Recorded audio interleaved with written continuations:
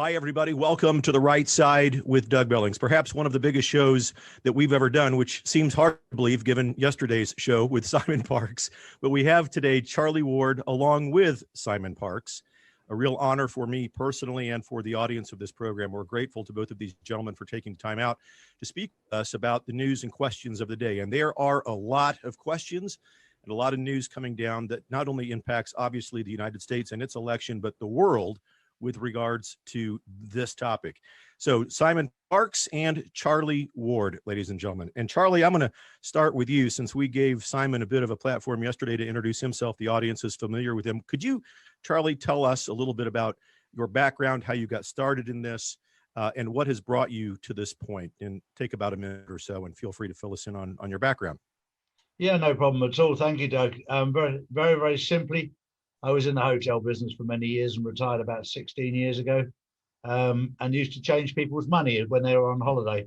And that business grew and grew and grew when I left the hotel business into moving money around the world for private clients to such a level that I moved money for governments. Most people who know me know the old story that on private jets, I used to be on there with sort of young women, pretty young women, and plenty of alcohol, et cetera, et cetera. That stopped 10 years ago when I met my wife, and I landed up being on planes with diplomats, bureaucrats, and bodyguards. And when you're sat on a plane for 6 to 7 hours, just sat there talking, you learn things. And in a nutshell, I was told 6 years ago by a certain diplomat that they were going to collapse the world's economy. It wasn't just told to me like that. It was in a conversation. We're going to collapse the world's economy for a global financial reset. That was 6 years ago, nearly 7 years ago now. And then 2 years ago, he said the same thing on another trip. He said, we're getting close now. We've got Donald Trump in power, and we're getting very close to shutting down the world's economy. And I went, yeah, whatever. And it was just in the middle of a conversation. And then November last year, he said, now we've got to the UK out of the EU.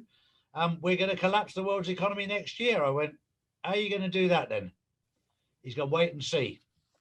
And then, of course, in March, this virus came along that everybody was scared to death about. And I was like, how the hell can people be scared of a virus? Our bodies are made up of it. And then the penny dropped. I know what it is. This has been dreamt up by Bill Gates. Because we all know about germs. We're not scared of them. We're used to them.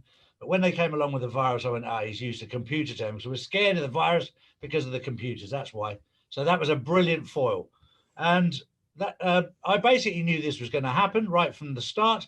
I was unaware of the journey, but I was clear about the destination, that this is all done for a global financial reset. And then my study started. And since then, I've done around 5,000 hours of research. I've done over 750 videos. I've interviewed over 400 or 500 people of all walks of life. And I started off with the 4 corners of a puzzle, and now I've got a fairly complete puzzle. So Excellent. That's in a nutshell. Excellent. Thank you, Charlie. I appreciate that, and so does the audience. Gentlemen, I since yesterday have been inundated with some questions and so forth on the YouTube channel and from my email and other social platforms. I was going to just run through a few of these questions, and you and I, all 3 of us spoke before the program. There's been no rehearsal here. These are just questions that are hot off the press, so to speak, and we'll take them and we can go down whatever path we choose. And I think within the hour that we have together, we'll get, I think, through the majority of them. So without further ado, and if it's okay with you, I'd like to start with that. Is that okay? Fine. Good. So this one comes from Adam. He sets this question up with this. He says, apparently FEMA, the director Pete Gaynor takes over as Secretary of Homeland Security, and Chad Wolf resigning and so forth. Gaynor being the executive officer responsible for the security of Camp David, who was head of operations at the headquarters during the 9/11 attack. And he says, to me, that has suspicion written all over it, since there's good evidence 9/11 was an inside job.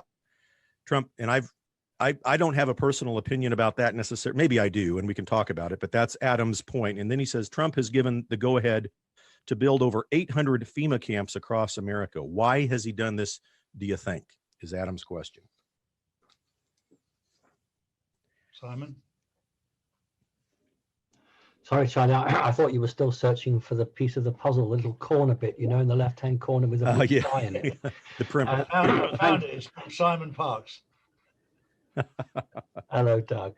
In the bad days, when a man by the name of Clinton and a man by the name of Obama were running some of the show, I think we were quite right to be concerned about FEMA camps. But what's happened is, you know, the captain of the ship's changed, and it's not just that those camps have been, new camps have been built. There's a massive amount of money under the Trump administration that's gone in, and to what Americans call Gitmo. And we don't call it that in the United Kingdom, we call it Guantanamo Bay, but that's because we're British. Yep. But the point here is that those FEMA camps that are there at the moment are for the bad guys.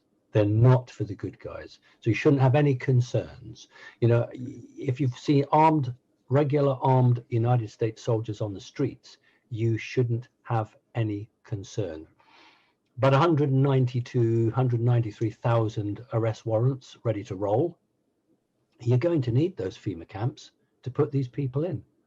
And as somebody said to me, there's a lot of fat cats in Washington, D.C. who are in for quite a rude awakening, because it's not going to be the Hilton Hotel for them. Exactly. Very good indeed. Thank you, Simon. I appreciate it. Next series of questions comes from Gigi. Gigi, and she says her bombshells. So I happen to know Gigi. These are a few questions that she has asked. She's she's a fan of both of you and enjoys both of your programs and all of the information that you put out. So from Gigi, with regards to child trafficking, how much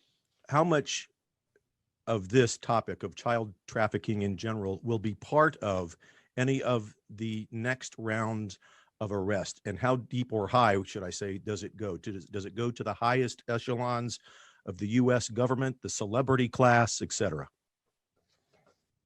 It goes right to the very top. Let's be very clear about that. This isn't the bottom of the pile. This is, I mean, it's absolutely riddled in Hollywood.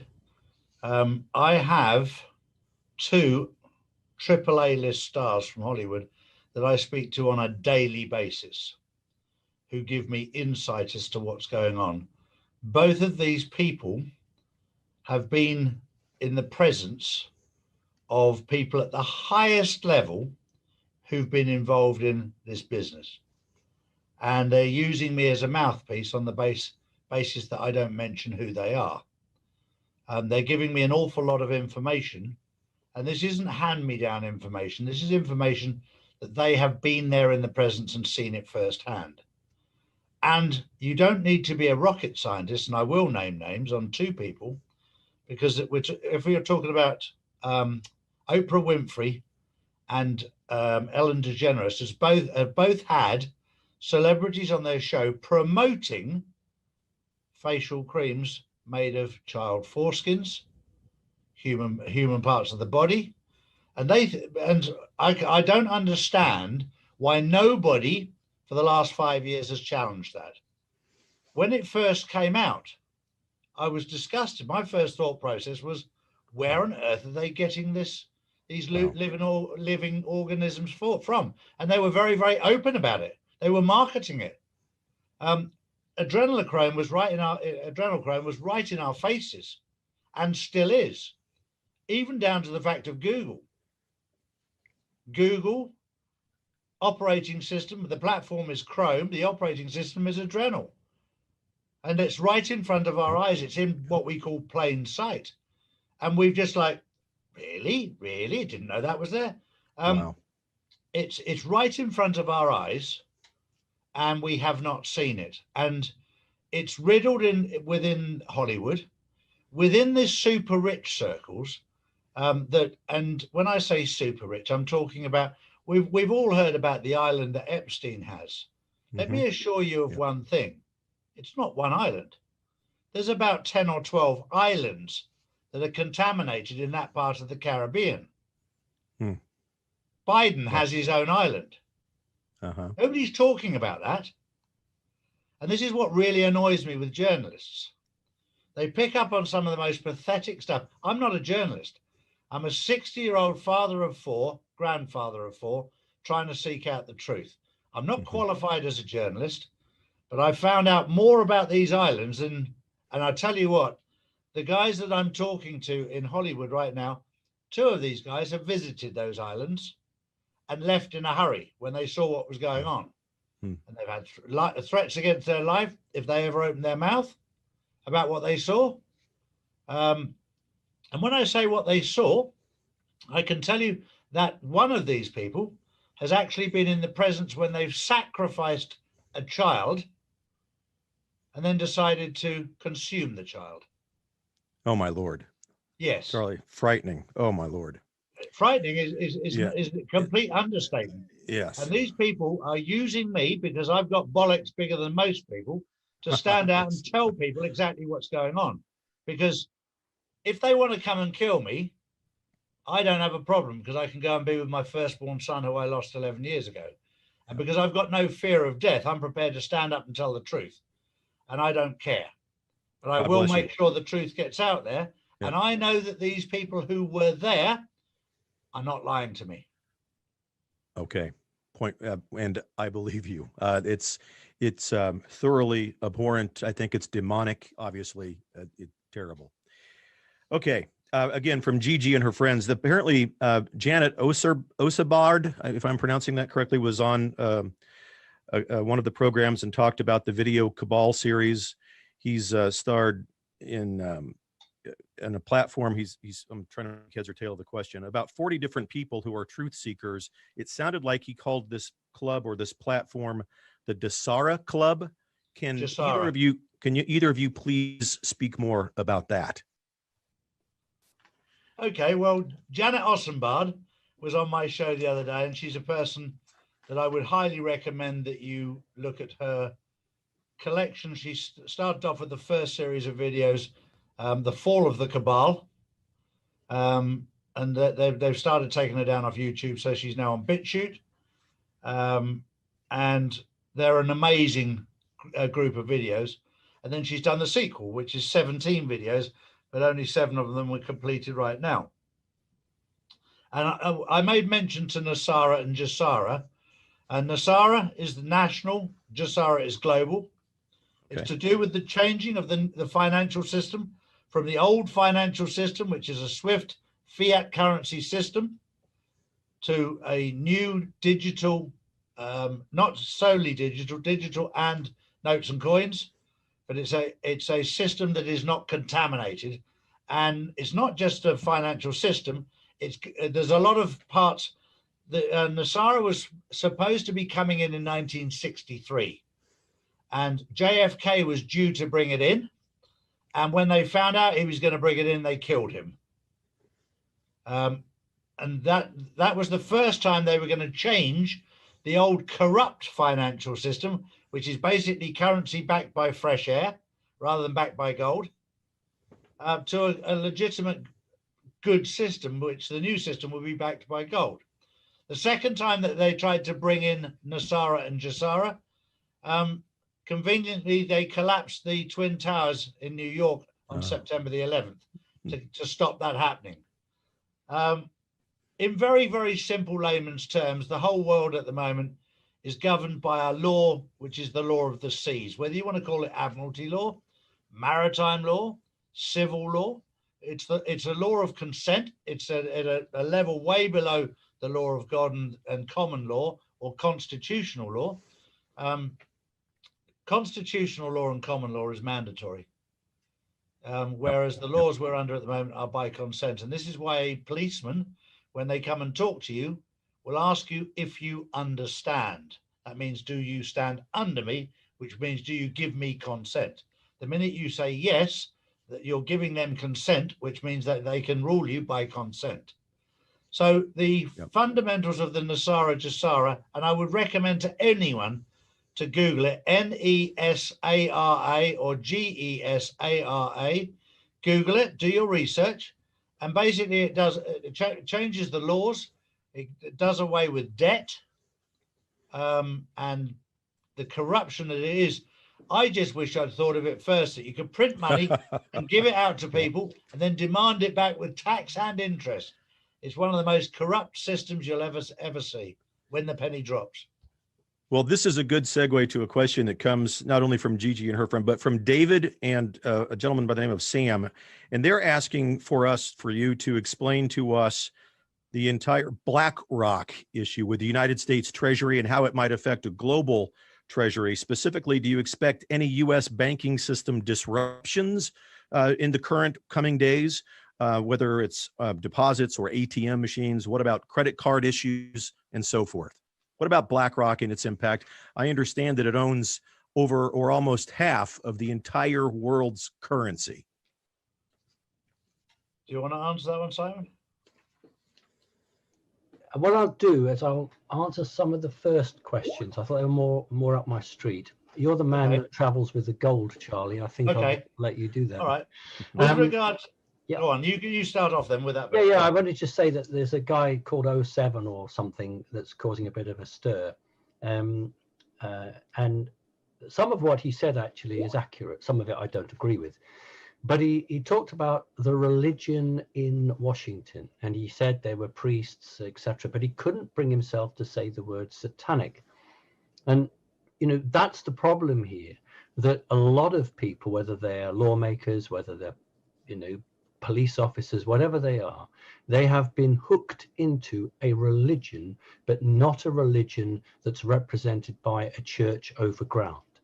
And this is the fundamental control on the vast majority of wealthy people or influential people, that they are sworn to this, call it a religion, above all else.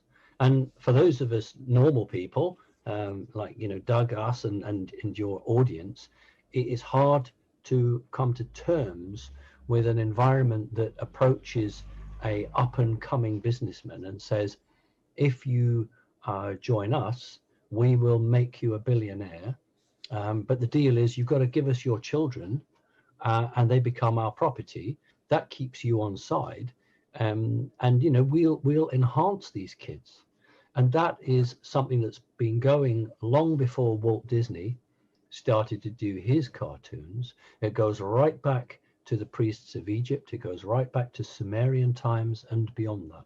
So what Trump and the good guys are fighting is not just a bunch of bankers. They're actually fighting a way of life. So that's really what I wanted to say. And of course, remember, with the terrible atrocity of the Twin Towers, let's not forget the gold that was quietly shipped out. And I'll pass over to Charlie for the rest. Yeah, with regard to the banking, we're in this whole, what we're going through right now is all about changing the financial system. And of course, when you change a financial system, it just takes time to transition.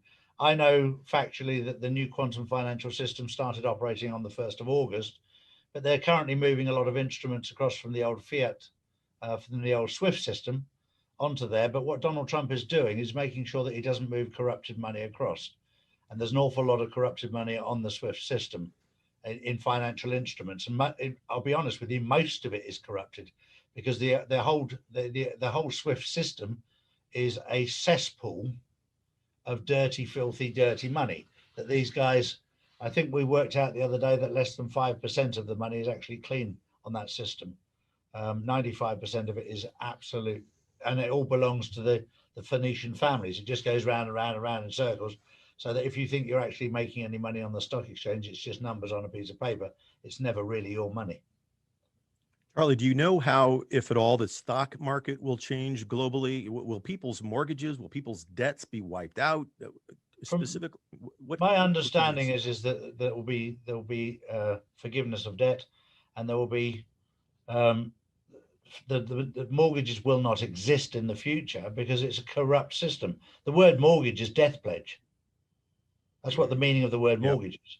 Yeah. And we've been slaves to money. Donald Trump wants to take us away from that, and this is why they're fighting like dogs to keep us enslaved.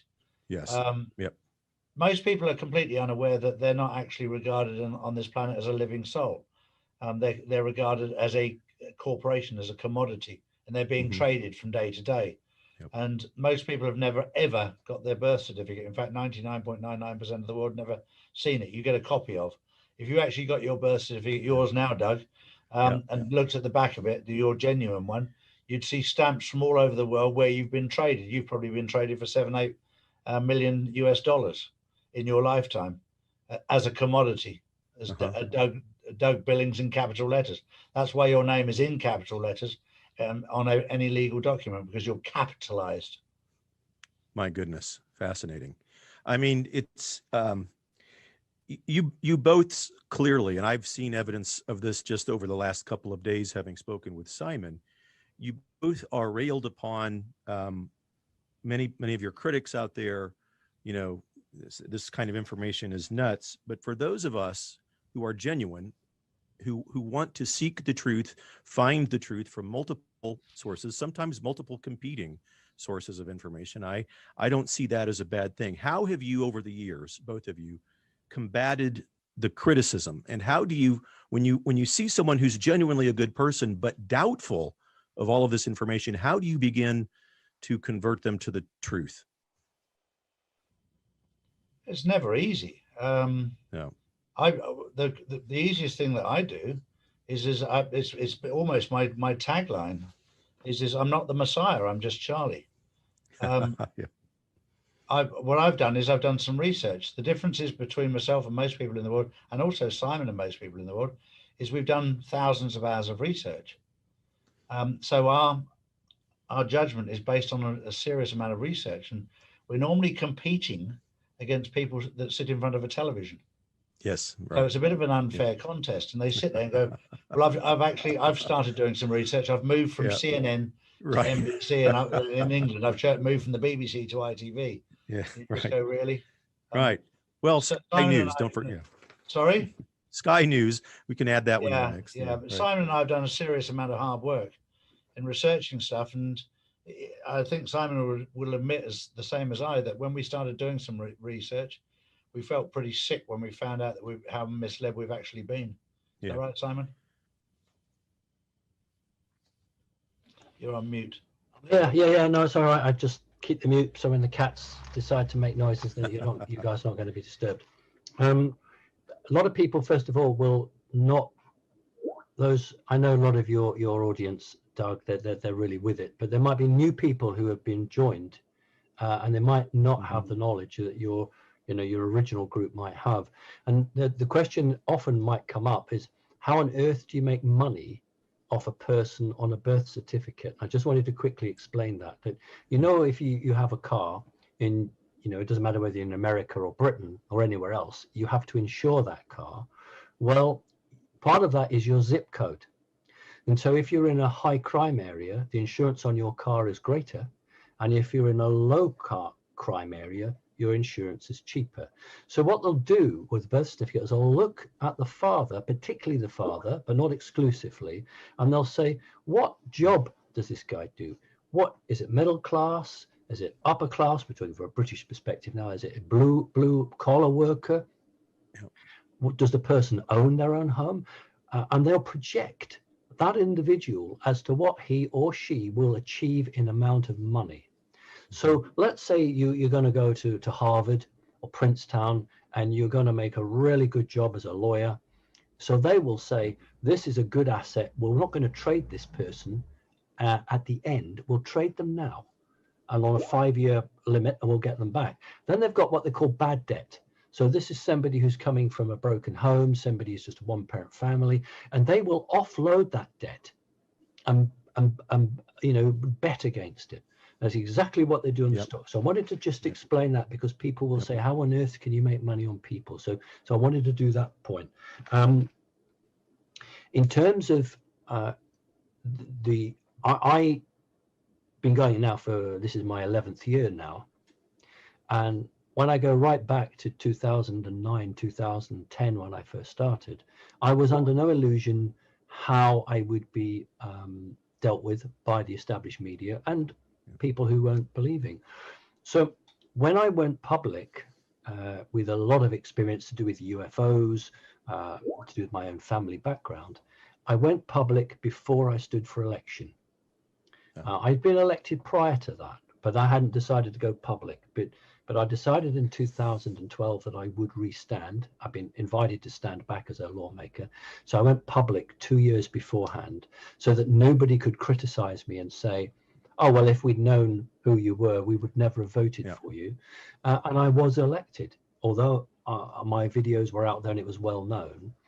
And I came under the most enormous attack from a very small group of BBC journalists, some trolls, some crazy people. But the great thing was, I attended every meeting that I was called to at the council. I never fell asleep. I stood up and I fought for the people that had elected me, whether it was filling a hole in the sidewalk, whether it was their trash cans weren't being emptied, whether the crime was too high and we needed to get the police chief down to talk about us. And so I learned the best way is to set an example. And the people who attack you, frankly, you don't want around you anyway. That's how I come at it. Cheers to that. Thank you. Okay, gentlemen, regarding disinformation surrounding all of this, I know, and I know you know, there is disinformation. The media is clearly an ally of the worldwide left. I have no doubt of that. It's obvious. We see it every day. What's your telltale sign of false information? What raises red flags with you immediately with regards to the information that you see? This is a question again coming from the States. I have an old saying: if it looks like shit and it smells like shit, it's probably shit. There's a nice way of saying if it walks like a duck and quacks like a duck, it's probably a duck. Excellent. And this is something that I've been talking about a lot recently, because we've been programmed by television, and it's time for us to step back and reset our moral compasses inside. And I've said it on my channel many times: if you believe in God, ask God to help you. If you believe in Allah, ask Allah. If you don't believe in anybody, ask your mum or your grandma. They'll help you. Yeah. Reset your moral compass. And when your moral compass is set correct as to what's right and what's wrong, then you can take the information into you and you can trust your judgment, trust your intuition. And it's a lovely feeling when you can trust your own judgment. Absolutely. But we've been programmed not to do that. So you have to get away from that and reprogram and reset your moral compass so that you can make a judgment between what is right and what is wrong. Women are very, very good at it. Us blokes, we go down the pub and we talk shit. Let's get real about it. Women, they can tell you within 2 minutes, he's a good person, I like him, and without even talking to him. And we need to learn from them as to what's right and what's wrong. Amen. Okay, 2 questions about the President of the United States. One regarding the FBI. I'll start with that one. Do either of you know whether or not President Trump has been cleared of any of these connections he has to the riots? We know he's been impeached in the House of Representatives of the United States for the second time. And Charlie, you mentioned ducks a minute ago. For me, the second impeachment of Trump is like water on the wing of a duck. It'll roll right off. It's such a joke. But do either of you know, has the FBI cleared Trump, is a question that we had for one of our viewers. And then I have a follow-up to that one regarding Sidney Powell. Simon.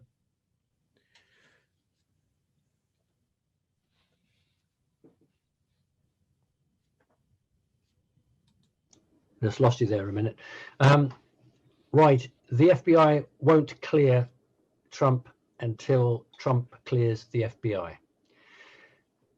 When that siege of the Capitol building was taking place, I'm 100% clear that the team around Trump were already aware that there was going to be some form of insurrection from elements that we would just call communist or left wing. Yep. They weren't under his orders. He was aware that that was going to happen, but like the rest of us, he didn't know where it was going to come from. So when he was charged by the lower house, they were implying that he was somehow inciting it. What the evidence shows is it was already laid in place weeks, if not months ago. So what's going to have to come out, and it will come out, is that the second impeachment, it will fall simply because this was a plan already concocted. And that's why these police chiefs are resigning.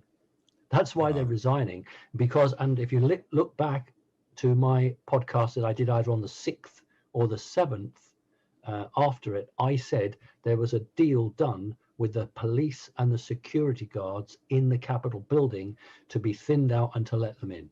So you're going to find there's a massive collusion between the House Speaker, some of the key Democrats, and some of the local law enforcement that are responding to the, I think they're called Master at Arms or Sergeant at Arms. Right, I think it's a Sergeant at Arms. Sergeant. I get confused because the British system and the American system actually is quite close in relation to that. That's the guy I'd be looking for. And I actually think that President Trump is just sitting back watching it and is quite confident because he knows the second impeachment will actually be struck from the books. Very good. Also, very quickly on that one, they've already identified the people that were in the Capitol building at the front. All of them are Democratic activists. Yes. All right. So this is one of mine that just made me think off the top of my head. You may have seen the picture of the gentleman who was who broke into Nancy Pelosi's office, that was kicked back with his feet up on her desk and so forth. He's committed, so they say, suicide. Any news on that guy? Was it suicide? Have you heard any intel on that? Not a word? Okay. I've heard nothing on it myself. Okay. I don't know if Simon has. All right. Okay. Sidney Powell. Where is she? What is she doing? Sidney Powell is absolutely fine.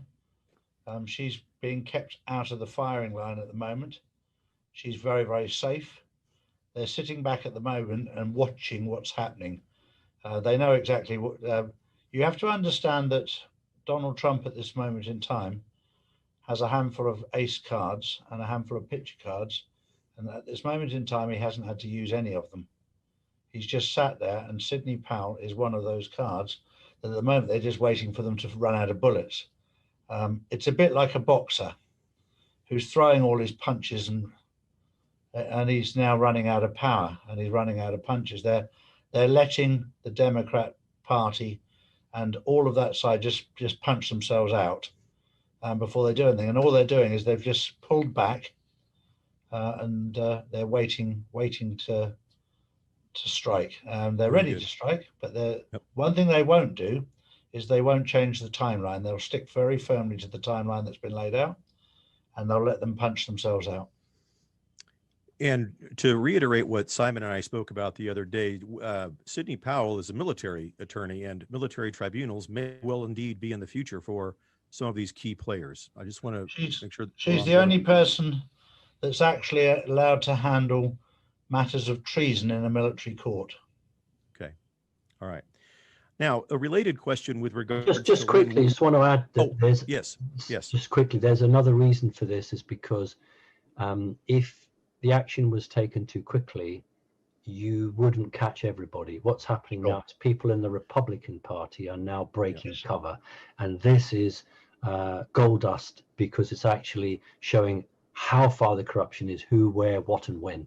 And I think that's why the president can afford to wait even a few more days, 2 more days or something like that, because it is shocking the number of people who he has supported, for goodness sake. He's gone down to the states, he's stood by the side of them and campaigned for them. But and in many cases, his campaign, his name, his signatures actually got them across the finishing line. And yet they were rotten to the core. And the president clearly didn't know that at the time, but they're showing themselves up now. And I think that's an important point for the audience to understand, that don't think that this is weakness on the president's part. It's actually strength, because he's saying, come on, let's see who you all are. Bring yourselves out. He tested this theory many years ago, and there's a video going around today about it, where he went on purpose. He decided to declare himself as bankrupt and out of money, just to see who was his friends and who wasn't. Many years ago, when he actually still had money, he declared that he was bankrupt to everybody around him, And he said he was amazed how many people stood by him and how many people left him. And he was very surprised at how many people turned their back on him. And he did it purely as a social experiment to see who was real and who was not. And he was very surprised by the real ones and very surprised by those that were not real. So he's been through this process before. He knows what he's doing. Same question regarding Lynn Wood, to agree. Where is he? What do you make of the information that he's putting out? Some of the people that I've spoken with and have commented to me say, why is Lynn Wood acting like such a kook? Why is he saying all of this seemingly outrageous stuff? What do you have to say about that? Lynn Wood, I think, has probably gone back to the fireworks shop to get some more crackers. He's just come out like a little boy and been throwing them everywhere. But what it's doing, somebody said to me, he's a bit like he throws. You have to understand the art of war to understand what he's doing. And somebody summed up and said, if you want to break into somebody's house at the back, you start a fire at the front.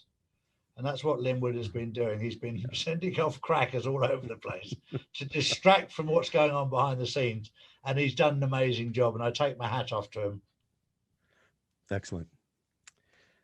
Just very quickly on that, I mean, the book, The Art of War, goes right back to the Chinese. President Trump has read it. We've all read it. Those of us who are in that game, and every general worth his or her name has also read it. The point about Lynn Wood is that while the attention's on him, something else is occurring. And I think that's exactly what Charlie's saying here. Because a person is not part of the official campaign, they're not a member of government, then they're freer to say things than they would otherwise have been. Yes. And I think that nearly everything I've heard, I haven't heard everything Lynn Wood said, but nearly everything I've heard, I thought, yeah, that sounds exactly right to me. The only thing is that when you're dealing in politics, you can't always be a preacher. And there's a time to preach and there's a time to deal in politics. And I think that that Lynn Wood is one of these characters that you will use at certain times, and he'd be quite happy for that because he knows he's doing good work. And at other times he would just step back. Now, I've always found that God-fearing men and women actually tend to be genuine. And it's these other group that sort of sneak around, you know, with their satanic type hoods over their heads. They're the ones we've got to be careful of. Very good. Thank you, Simon. Okay. Will President Trump pardon Julian Assange and Eric Snowden? I think that's probably the easiest question I've had today. Yes. Yes. Yeah. I think he will. People who do the right thing, Trump looks after. Yep. He looks after good. He's I've referred to him as God's wingman, but God has chosen him to do a job. And if you're doing the right thing, you're right alongside Trump. And what these people have done is they've exposed evil. And there's the most important thing is not when if they'll be pardoned. It's a question of when the timing will be right with Trump. He dropped a little hint today about pardoning people. The timing will be very, very important.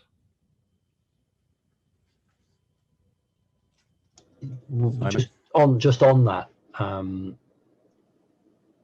President Trump was always chosen to do this, and not necessarily by men on the ground. Correct. There is another force here, good force, which has made everything occur and has brought him in. So I don't know whether he's got nice white fluffy wings, but I would say that this is a God-fearing man that was the right man at the right time at the right place. And I think that that's not just fate and destiny, it's actually God's will. That's what I would say. Mm-hmm. I agree wholeheartedly. In fact, I've done a show on that it's God's divine providence that has called forth Trump at this time and this place for these issues. And I wholeheartedly agree with that. You'll never find anyone stronger in belief in all of that than me. We have one question about martial law. Simon, you and I touched on this the other day, so I'll be brief.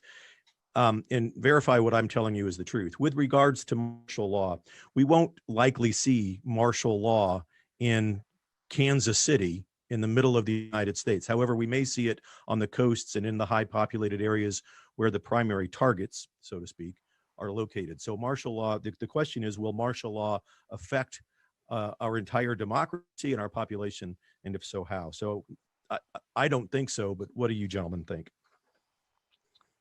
I think from the way that I perceive it right now, it's the same as the period of darkness. It'll be done in areas at specific times for specific reasons. And it comes down to a very simple thing. I was talking to Mel K the other day in New York, and they had real harsh restrictions, and they're done for a reason. Martial law will be done for a reason. It won't be done for fun. This will be done for a specific reason in a specific place. But there's no point shutting down the whole of America to arrest somebody in New York. They'll do it. They'll do it at the right time in the right areas, whether it's martial law, whatever it is. The interesting thing with the states is the way that it's set up, the structure of the Constitution. I was unaware on this journey that every single state has a Supreme Court. You know, in England, the thought of having a Supreme Court in every county is unthinkable. We just have we have the top courts in London. The thought that you could have one in Lancashire and one in Suffolk and one in, you just go, so that was a shock for me. But there's a structure that's different there.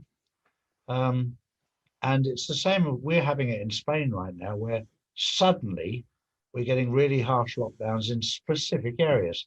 There was a very, very specific lockdown in Barcelona. And then obviously we learned about the computer systems up there with Circle. So it's being managed. What Trump doesn't want to do is he doesn't want to do any more damage than is possibly necessary. The damage has already been done by the Black Hats. He's trying to minimize it. The Black Hats have killed the world's economy because they wanted to crash it, because they wanted their own system in.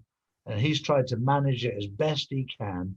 But I can assure you one thing, he wants to get the world back on its feet as quickly as possible and with as little collateral damage as possible. His heart is pure. Okay. I certainly agree with that. Perhaps we can do a little bit more detail. I would expect to see soldiers in Seattle. I would expect to see in some parts of California. Let's go over to the East Coast, New York. There are a number of places, the swing states, most definitely. But to directly answer your question, you are forgetting that in some areas there are underground military bases which are not controlled by the White Hats, and yet they may be in an area that is very peaceful, very God-loving. There will be some activity there, perhaps. And so just because you live in Texas or Arizona, it doesn't mean that you won't see any action. And I think that, I know Charlie is absolutely right, but I believe that there will have to be some overt activity. There has to be. And the question is, how carefully will that be managed? And I don't know. It depends what the bad guys do. If the bad guys throw their hands up and throw themselves on Trump's mercy, well, then it'll be fairly easy. But if they want to put a fight up like they did in Frankfurt, or they want to go running and hiding, then it's a different game. But I share the same strength and optimism that Charlie has. Very good indeed. Okay, a question from Teresa from your audience, Simon, who saw us on YouTube the other day. Could go to either one of you, really, whoever wants to answer this one. What about the early resignations of Trump supporters and the ones that have just resigned recently? Is there anything behind those scenes that may be playing out with regards to the current state of affairs? And she asked specifically about Chad Wolf. I think we've already covered that in the fact that at the moment we're going through a process of draining the swamp and the final pieces coming out, and there'll be a number of people exposed, etc., that he's having to do certain things, twists and turns, because had he have not done this now, the extra people that turned their back on him the other day, he would never have known. And there's a lot of people that are very, very nice to his face. Yep. That behind his back who haven't been supportive. So he's still squeezing out every single one to find out who's real and who's not. And just as a little word of advice, there's those that are against and those that are for, and there's those that flip-flop in the middle. As far as Trump's concerned, if you're a flip-flop, you're on the other side. Good. And there's one other point that in the early to middle part of Trump's tenure of office in his first term, he needed people who were acceptable to the bad side to have a conversation. And so what he had to do was have people in reasonably serious high positions, because they would then go and have this conversation with the other side. And though they were like double agents. So a lot of these people that Trump put into positions of power did exactly what they were supposed to do. And I hope when the books are written in the future, the intelligence behind Trump and Trump himself will be shown to be quite unique. So Simon, Charlie, that's interesting to me, because all along I had thought that, when I see these resignations, when I see the backstabbing that some of Trump's inner circle has conducted against him, I thought to myself, who in the world is screening these people? President Trump needs somebody to make sure that people are more loyal to him. But I had never thought about, to your point about the double agent, so to speak. Well, look, if you have a football game in a 3D world, you don't take on a quarterback who's going to lose you the game every time. But if you're the president of the United States and you command a huge team, and it's a game of politics going on, then sometimes that becomes part of the game. And so, the problem for most observers is that they're not privy to the depth of machinations that are taking place. And unless you've actually worked and lived in a political, and I've never been to Washington, but I have been a lawmaker and did 3 terms of office. So I know what corruption is. And I know that at every point, at some point, a man or woman who's a lawmaker has to decide whether they're going to be corrupt and stay in office or do what I did, which was to resign. I was never defeated in an election. I actually left. And I always said, Doug, that I would stay being a lawmaker as long as the good I was doing outweighed the bad. And if I ever felt that the bad was becoming too much, I would just leave it. And so I think that's the point, that what we're going to be seeing is a complete clean out, and not just with the money, but with the values of society. And we can't go back. President Trump can't go back, and the other side can't go back. It is a fight to the finish. I'm not going to say death. I'm just going to say it's a fight to the finish. Only one side will come across that finishing line. Only one side is going to get the gold medal. Very good. Thank you. Just a couple of more questions, gentlemen, and then we'll have a closing conversation. We all want, I think, from the messages that I receive, at least clearly from the United States, the majority of them, but also now worldwide, there are a lot of people, that are pulling for and rooting for President Trump. And we are hoping that, by the time of January 20th, that he will in fact have his second term. We'll see. I want to talk about that in a moment. But a specific question comes to us from Susan. What about this letter that the United States Joint Chiefs of Staff wrote, saying that Biden will be sworn in on the 20th, and it appears as if we had thought all along the military had Trump's back, and now we're getting this conflicted message. Do either of you have data or intelligence on that letter? Is it something that they just have to say to keep up the act, so to speak, or is there any information you can share about that letter? For me, the moment I saw it, it was like 8 people that signed their own death warrant. And what it's doing is exposing who's in the swamp. Yep. I can assure you of one thing, that every single one of those posts, Trump has somebody ready to stand into those posts immediately. He's done his research. But what this is doing is exposing who's on his side and who's not.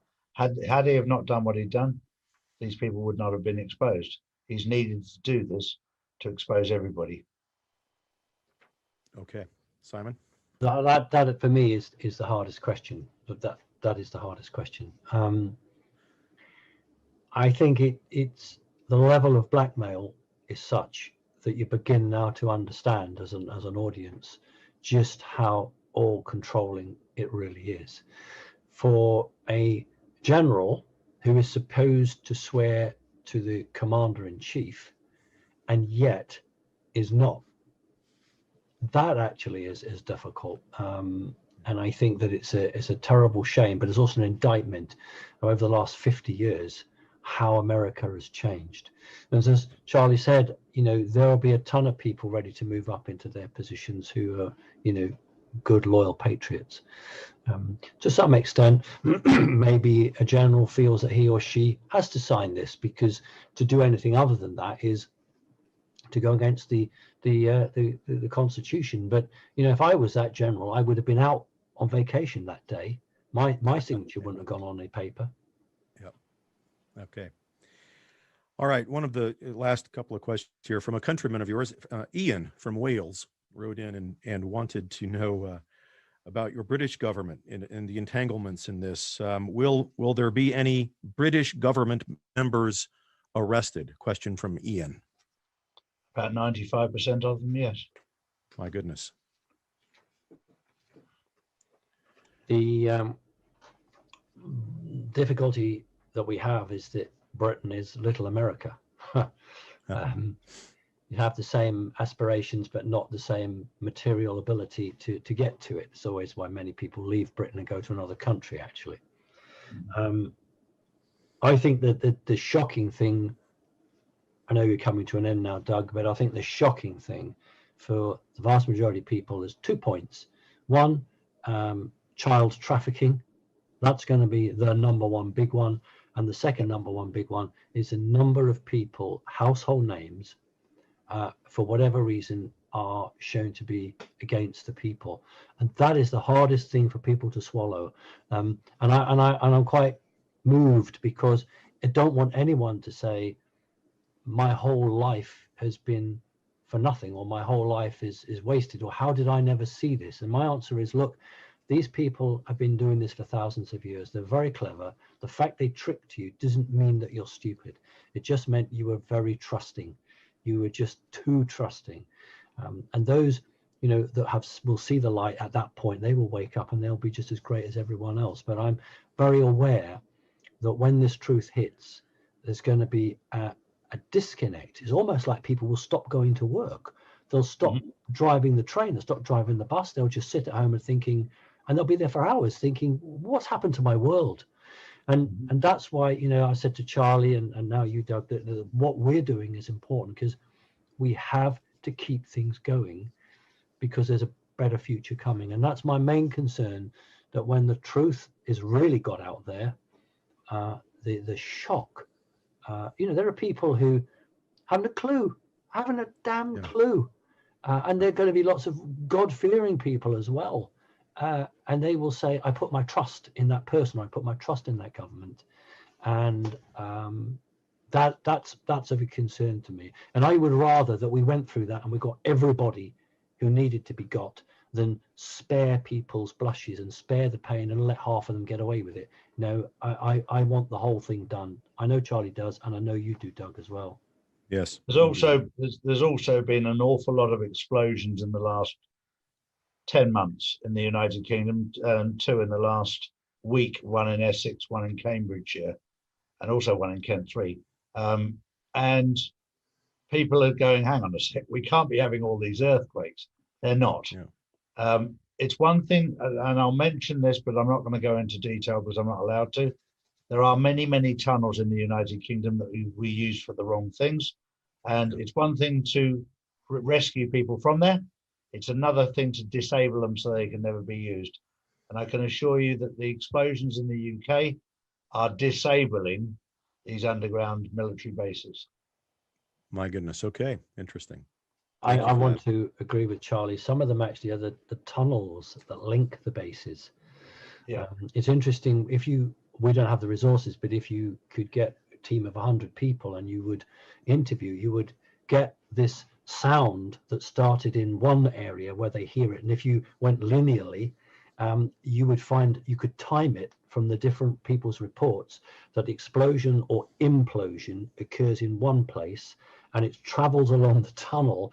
I mean, we're getting told everything from sonic booms to small earthquakes, but the reality is that this country is riddled with underground tunnels and bases. Many of them are dysfunctional, but some are operational. Some are just totally artificial.